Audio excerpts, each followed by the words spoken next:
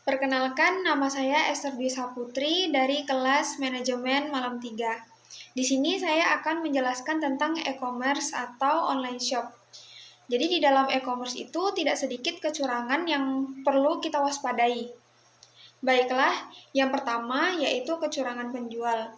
Jadi selalu saja ada peluang yang bisa dimanfaatkan oleh penjual nakal untuk meraup keuntungan yang lebih besar dengan cara merugikan pihak lain.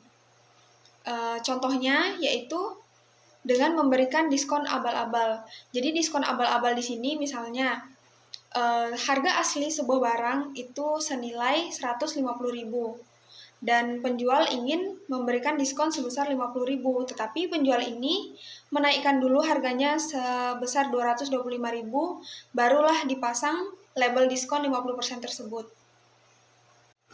Yang kedua yaitu kecurangan pegawai. Jadi baru-baru ini dikejutkan dengan adanya insiden kecurangan pegawai di salah satu e-commerce raksasa pada saat momen flash sale. Jadi di momen flash sale ini beberapa oknum pegawai itu membuat para pengguna tidak mendapatkan barang flash sale dengan adil. Yang ketiga yaitu ulasan palsu. Saat kita berbelanja online, itu kan tidak seperti saat kita berbelanja konvensional, di mana kita dapat bertatapan muka langsung dengan penjual dan dapat langsung melihat produk atau jasa yang ditawarkan oleh si penjual. Ulasan konsumen lain menjadi andalan bagi seorang konsumen untuk menilai barang atau jasa yang ditawarkan secara online sebelum akhirnya seorang memutuskan untuk membeli barang tersebut. Namun sayangnya, tidak semua ulasan yang diunggah itu merupakan ulasan asli. Ada seorang profesor ilmu komputer dari Universitas Illinois, Chicago, Amerika Serikat mengungkapkan bahwa 30% ulasan yang terdapat pada beberapa produk itu merupakan ulasan palsu. Adapun merupakan dari tim investigasi Cornell menemukan adanya 10% ulasan palsu yang terdapat dalam beberapa produk.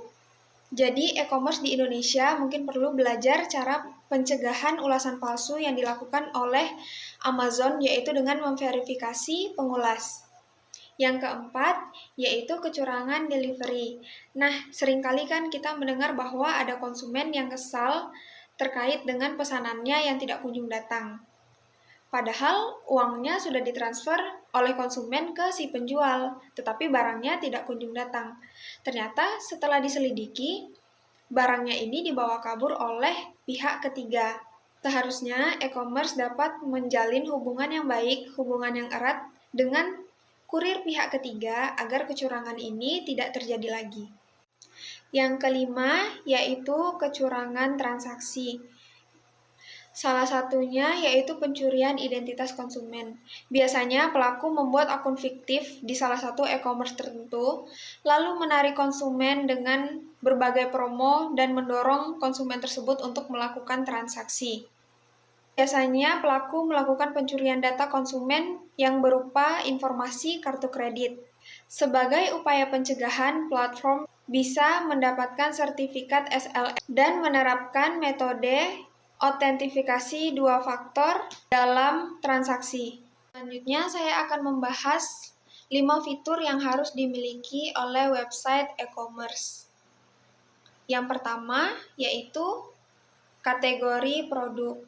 Tujuannya yaitu untuk memudahkan konsumen menemukan barang atau jasa yang sesuai dengan yang mereka butuhkan. Yang kedua yaitu halaman detail produk. Memudahkan konsumen dalam memilih berdasarkan warna, ukuran, dan lainnya. Halaman detail produk akan berisi semua informasi terkait produk yang dibutuhkan oleh pelanggan.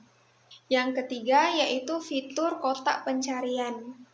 Kotak pencarian ini memiliki peranan yang sangat penting karena memberikan kenyamanan kepada pelanggan. Fitur ini memudahkan pelanggan mencari barang atau jasa yang mereka inginkan tanpa harus membuang waktu untuk mencari satu persatu di dalam kumpulan produk yang sangat banyak. Selanjutnya yaitu social sharing. Di saat kita ingin mempromosikan produk yang kita jual, Cara termudahnya adalah dengan menambahkan fitur social sharing. Dan yang terakhir adalah hotline service dan live chat. Sangat disarankan bahwa e-commerce menyediakan fitur hotline service dan live chat yang dapat menyediakan pelayanan pelanggan 24 jam dalam seharian non-stop. Baiklah, selanjutnya saya akan membahas tentang kasus COD belanja online. Belakangan ini, kasus belanja online dengan sistem COD yang berujung pengembalian barang secara paksa marak sekali terjadi. Pengembalian barang secara paksa itu terjadi karena barang yang sampai itu tidak sesuai dengan barang di foto e-commerce, barang yang tertampil, yang tertera di e-commerce. Mungkin yang sudah saya jelaskan tadi, mungkin ini adalah salah satu korban dari ulasan palsu.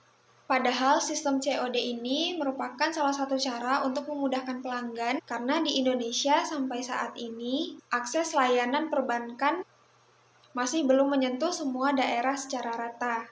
Sehingga masih banyak masyarakat yang belum menggunakan transaksi digital atau m-banking.